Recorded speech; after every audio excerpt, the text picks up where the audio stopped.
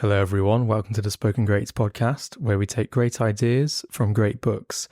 We are back with looking at Meditations by Marcus Aurelius and what kind of lessons we can take from it. We're continuing with book 5 today. If you've not heard any of the other episodes, the great thing about Meditations is that it's really a random collection of aphorisms written by Marcus Aurelius to himself. So you really can just pick it up and read it from any point. So if you want to listen to the rest of the episodes after this, go ahead.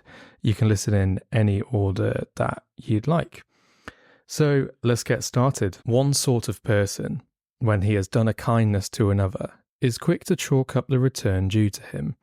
A second is not so quick in that way, but even so, he privately thinks of the other as his debtor, and is well aware of what he has done.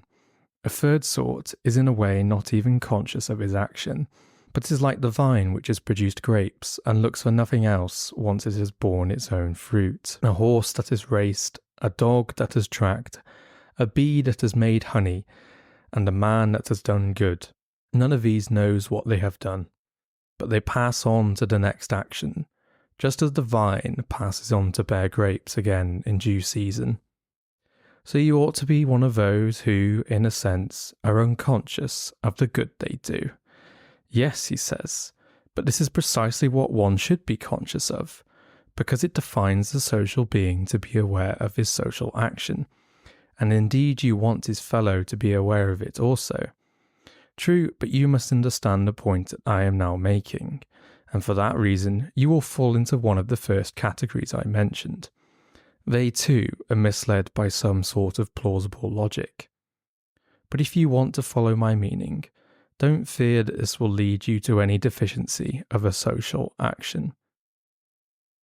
So it's quite a lengthy opening passage there, but here Marcus is talking about the importance of doing good for the sake of doing good, and not seeking any ulterior motive. So he points out the first two categories of people. The first one, someone doing something precisely because they expect something in return. And you see this in people who will keep score between friends about who paid for what, down to the last penny. It's quite an uncomfortable interaction with that person because you feel like they are literally just carrying around a balance sheet. And if their balance sheet is up, they will seek to remind their friend at every possible opportunity that the other owes something to them of some sort. So here you have quite an explicitly transactional relationship. Someone is doing something and quite explicitly saying that they expect something in return. It's quite uncomfortable to interact with someone such as that, because it's very difficult to not feel like a utility which they are making use of.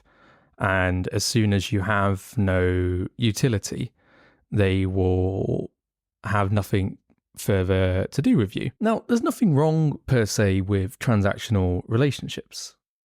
Most of our working relationships are formed in such ways. We align ourselves with specific people to achieve a specific task. Friendship, however, is not really transactional. It's what's known as affiliative. There's not an immediate payoff to being friends with a specific person, explicitly advance your career or give you a certain opportunity. It might indirectly lead to that, but that is not the main purpose. And most friendships do not produce anything of that kind of transactional value, which is precisely why they are valuable, because they are agnostic of circumstances. If a friendship were to be transactional in that way, then the moment that you lose a certain position, maybe you lose your job or you move to a different area, they will decide to no longer associate with you. So true enduring friendships are affiliative, and not. So someone isn't keeping score. And then Marcus mentions this second category of people who aren't explicitly keeping score, but they are still secretly hoping to keep score. And again, that follows the same pitfalls of the first group and is likely to produce quite shallow, superficial friendships. The other issue here is that it can create resentment. If you do something with an expectation and you do not communicate that expectation to the other person, you will start to become rather resentful when they do not fulfill that expectation. But of course, how can you expect them to fulfill it if you've not explicitly stated it?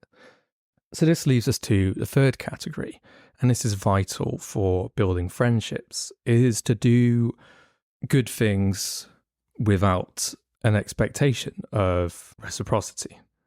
You don't do what you do because you expect something in return. You do it because this is the kind of person that you are, and that doing good is the reward in of itself. This is a wider point as well when it comes to reward and recognition. Enjoying the process is a reward in and of itself. When we look to external validation, we cannot control that. And so learning to enjoy the process as the reward in and of itself is vital. I cannot control how many people decide to listen to this. I cannot control if they will like it. What I can do is enjoy the process of talking about ideas and books. And if no one listens to it, I've still won because I've done something that I enjoy. If I was to follow the ulterior motive, let's say I hated doing this, but I really enjoyed praise that I got from doing it. What do I do when popularity tanks? People stop watching for whatever reason. I've now subjected myself to something I hate in order to obtain something I cannot control and something which is not a constant. You see a wider point here on things like sportsmanship and enjoying the process rather than the outcome.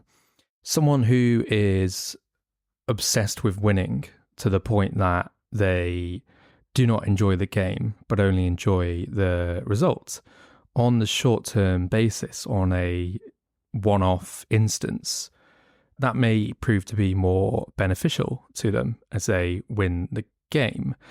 If, however, they lose and they cannot take winning and losing as a natural process of the game, then people will not want to associate themselves with them and they won't want to play with them. And in the long term, if you enjoy the game, then the goal is to be invited to play again, to have the opportunity to play again.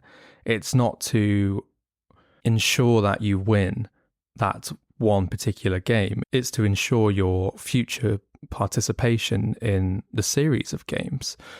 And if people note you down as a sore loser, an arrogant winner, or someone who will cheat, or is not an honest actor, or doesn't play fairly, you might win that initial game, but you've blocked off the chance to play future games. And this comes back to doing things for the sake of doing things. You can see this play out in the business world as well. It's a very uncomfortable experience as a customer to feel like you're participating in a business which is squeezing every last penny out of you. And it leaves a very bitter taste in the mouth. Now, you might be thinking, it's capitalism, so what? There's a transactional relationship going on here. But ironically, when the short-term interests of the seller are put below the interests of the consumer rewards this honesty with loyalty. I've found this in selling wine. where I've given advice to people and said, personally, I would not buy this wine, or it's a bit too expensive. You could get something else to achieve what you're trying to do for this occasion for quite a bit less. Now, on the short-term principle, it looks like I've just talked myself out of a sale. I've deliberately sold a cheaper wine. But in the long term, the customer now values my honesty. They know I'm not just suggesting the most expensive wine every time they walk in. I'm genuinely trying to match something to their interests. And subsequently, if I make another recommendation, they will value that recommendation. And they're likely to come back as well, rather than if I sell the most expensive wine in the shop to someone. In the short term, I may have profited, but in the longer term, they're probably not going to come back, because there is an odd psychology going on in commerce where it has to feel like it's not actually a transactional relationship. If it doesn't feel like the seller is acting in the best interests of the buyer, then the element of trust is gone. And like the example of playing fair and being invited back to play again, this is important in the world of business, because being invited back to play again is effectively that customer shopping with you again. So you're not looking at the one-off trade, you're looking at the trades over the lifetime of the customer. And so if that customer comes back to you tens or hundreds of times, you're talking about a magnitude value much greater than the single transaction where you may have applied a discount. This is something that Amazon has done very well. The single question under which Amazon operates and is always asking is, does this improve the customer service? And so everything is geared up to making that experience as streamlined as possible. Faster deliveries, a slick refund service. It's the same reason why before you've even opened your mouth in McDonald's, they will refund or replace your meal rather than try and dispute with you about the temperature of your burger. It doesn't matter if the burger was a perfectly acceptable temperature to eat at. What's more important is that the customer is satisfied so that they come back on a regular basis. Now, I will admit here in the example of business, this is more like an ulterior motive. These businesses have the customer is always right policy because they privately hope for reciprocity. If they give out free samples, if they give out discounts, they hope to be rewarded with future custom. But as a person, you don't need to do this kind of split testing and say, oh, wow, when we've refunded without question, or when we've followed this policy, we've increased our sales, etc. You can just simply do good because it's the right thing to do. And it removes all of that decision-making energy away from you. You don't need to think about, should I do this because I will get X? No, you do this because it's the right thing. A prayer of the Athenian people. Rain, rain, dear Zeus, rain on the cornfields and the plains of Athens. Prayer should be thus simple and open, or not at all. So here Marcus is talking about the simplicity of prayer. The Stoics favour simplicity, clarity of speech, and not making things unnecessarily elaborate. Now, I'm not going to get into a theological debate here, but what we can do is discuss the merits of wanting less or simplifying your wants. So Confucius once said, a healthy man wants 1,000 things. A sick man wants just one thing. Clearly, the sick man just wants to be better.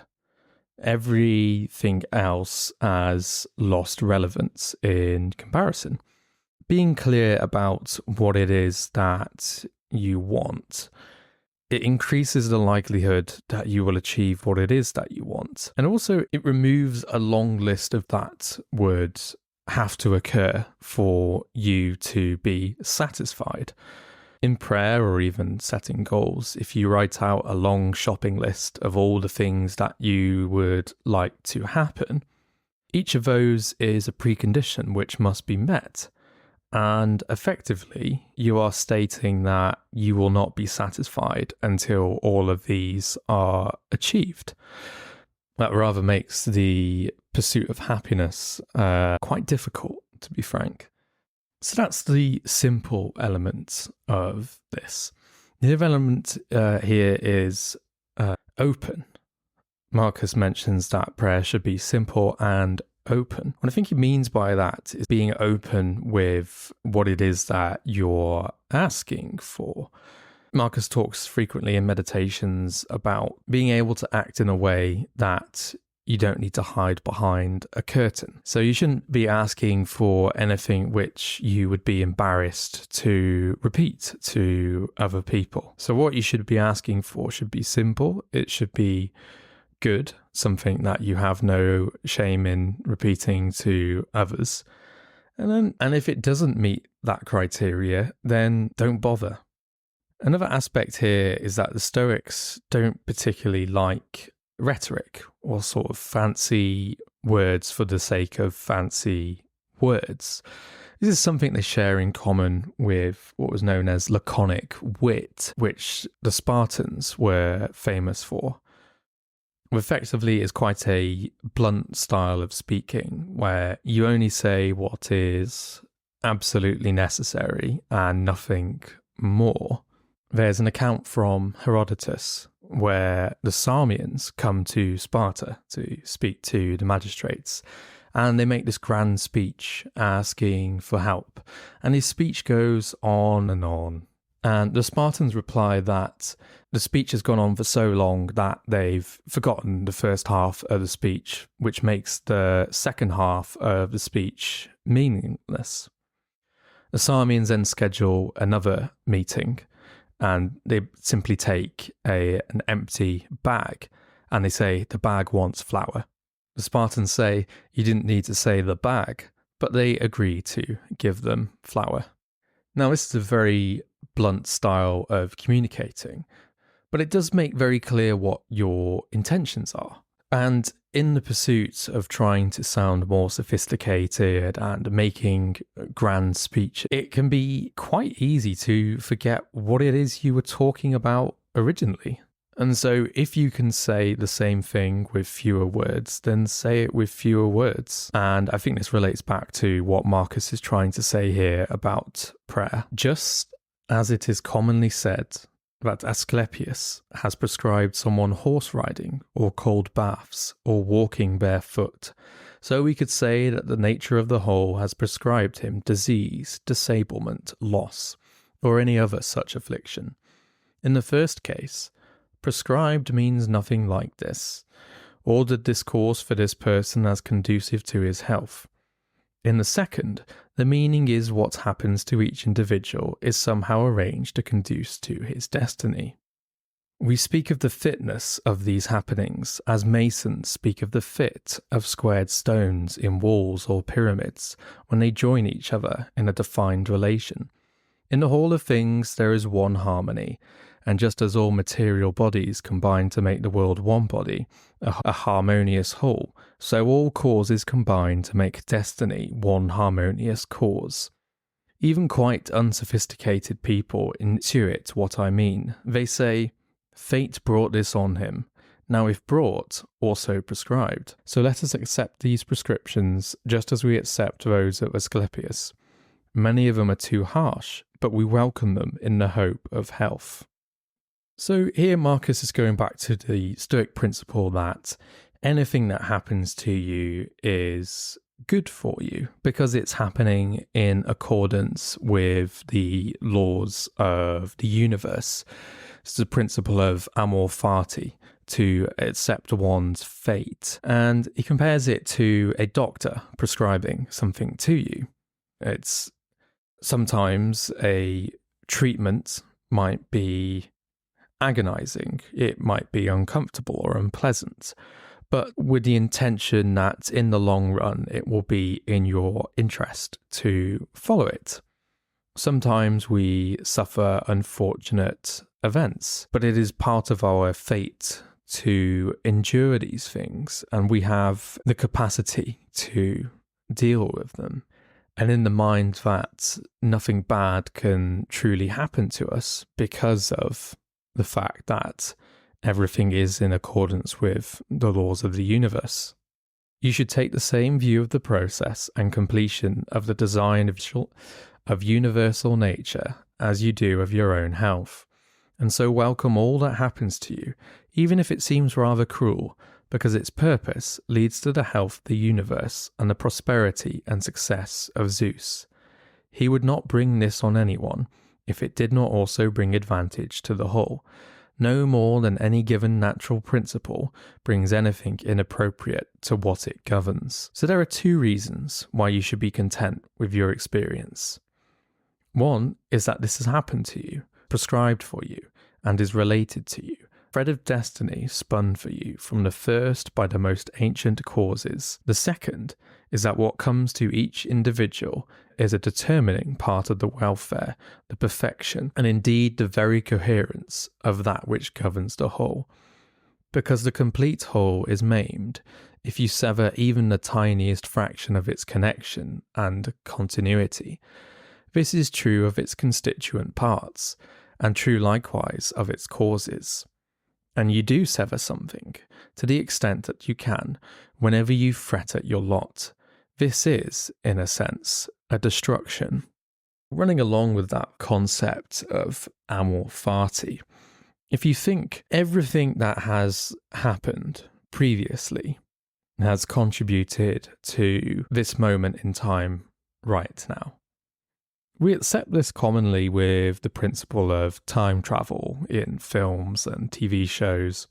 You go back in time and you understand that you can't kill a dinosaur or squash a bug, or you'd create what's known as the butterfly effect. The influence of small causes on a long enough time frame can have very big changes. And so if you kill a butterfly 5 million years ago, maybe you won't be born today because the bug that would have eaten the butterfly and that would have been eaten by another predator, and so on and so forth. You could totally fuck your mind with this. You could even take a more recent example. Do you go back in time and kill baby Hitler? Stephen Fry hypothesized on this with the idea that if you killed Hitler, maybe someone worse than him would come about who wasn't as obsessed with the destruction of the Jews and so would have developed the atomic bomb first and then subsequently would have won World War II. And we just aren't able to quantify the influence of events and how astronomically huge they are, and effectively everything that happened before us, good or bad, was necessary for us to be in this moment right now where we are. And in understanding that, you would not be the person you are now if everything that happened before had not happened. Now there's a thought. Do not give up in disgust or impatience if you do not find action on the right principles consolidated into a habit in all that you do. No, if you have taken a fall, come back again and be glad if most of your actions are on the right side of humanity, and love what you return to. Do not come back to philosophy as schoolboy to tutor, but rather as a man with ophthalmia returns to his sponge and salve, and another to his poultice or lotion. In this way, you will prove that obedience to reason is no great burden, but a source of relief. Remember, too, that philosophy wants only what your nature wants, whereas you were wanting something unnatural to you. Now, what could be more agreeable than the needs of your own nature? This is the same way that pleasure trips us. But look and see whether there is not something more agreeable in magnanimity, generosity, simplicity, consideration, and piety. And what is more agreeable than wisdom itself, when you reflect on the sure and constant flow of our faculty for application and understanding? So here Marcus is addressing that natural internal battle which we all encounter when we don't live up to our expectations. And we never do, because clearly our expectations are always held just out of our reach, and we're all fallible. We all make mistakes. And he's reminding us here not to throw out the baby with the bathwater. Common example, when someone is on a diet and they've done really well all week, they've been eating clean, and then on a Saturday they eat a burger and they think, what's the point? And then they just give up on the diet because they've had one meal where, or even a couple of days in a row where they've not stuck to the diet. And so they think that there's no point in going back to it. I don't know what is going on. It seems to be some sort of self-destructive trait which we have, but we just seem to have this desire to unravel any sort of progress unless the progress is 100% in the right direction. It would be the equivalent of you're trying to save money for something and you end up spending more on something than you should have, or you buy something which wasn't necessary. Okay, might as well empty the savings account now. The logical response to destruction is not more destruction, it's repair. Let's salvage what we can rather than do more damage than has already been done. If you forget to say please or thank you, the logical response is not to no longer say please or thank you or start being rude to people. It's to try and be polite to people next time. If you've had a blowout of a few days, guess what? Tomorrow you can get the porridge oats out for breakfast and start again. When pilots are flying somewhere, they are making constant corrections in the flight path. In order to stay on the correct trajectory, they have to make these small minor adjustments all along the way. They don't, as soon as they rear off course, okay, there's no point going to that place anymore, we'll just go somewhere else. They just make the adjustment. And in whatever pursuit you're following, that's no different. Just because you've veered off course doesn't mean there's no point in adjusting back onto the right track. And here Marcus mentions, be glad if most of your actions are on the right side of humanity. Recognize good rather than minimizing it because of a few mistakes. And he says, love what you return to. So don't treat being on the right track as some lecturing, finger-wagging thing, this is what you're supposed to do. It's in your nature. You don't have to force yourself to do it. It should just be the right thing, and that should be a comfort to you when you head back on the right track. It feels good. Knowing when you're on a positive trajectory is comforting. Realities are wrapped in such a veil, as it were, that several philosophers of distinction have thought them altogether beyond comprehension, while even the Stoics think them hard to comprehend, and every assent we may give to our perceptions is fallible. The infallible man does not exist. Pass, then, to the very objects of our experience. How short-lived they are, how shoddy. A catamite, a whore, a thief could own them. Go on now to the characters of your fellows. It is hard to tolerate even the best of them, not to speak of one's difficulties in enduring even oneself. In all this murk and dirt, in all this flux of being, time, movement, things moved, I cannot begin to see what on earth there is to value or even to aim for. Rather the opposite. One should console oneself with the anticipation of natural release, not impatient of its delay, but taking comfort in just these two thoughts. One, that nothing will happen to me which is not in accordance with the nature of the whole. The other, that it is in my control to do nothing contrary to my God and the divinity within me. No one can force me to this offence. So here Marcus talks about our perceptions of events and how fallible they are. Ultimately, the infallible man does not exist.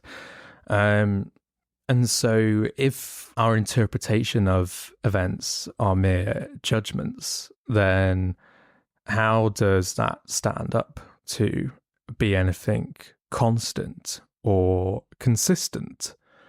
If two people can look at the exact same thing and see two very different things, then the thing in question is subject to a coin toss. It is not something integral or constant of a higher truth. Now, it starts to get quite nihilist here, or so it seems, when he's talking about it's hard to tolerate other people or even oneself.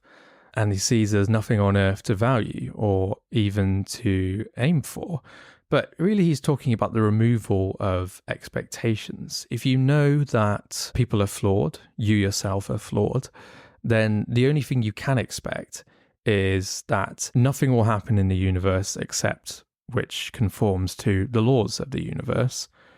And second of all, no one can force you to do anything that is contrary to your nature. That is within your control. Kind of reminds me of earlier in the podcast, we were talking about keeping prayer simple. It relates to keeping your expectations simple. Removes all these other arbitrary lines which can be the object of disappointment or discontent. I think we'll leave that there for today. Thank you for listening. If you enjoyed that episode, please like and subscribe to the channel. Be sure to check out my blog at spokengreats.com and look forward to future episodes with great ideas from great books. See you soon.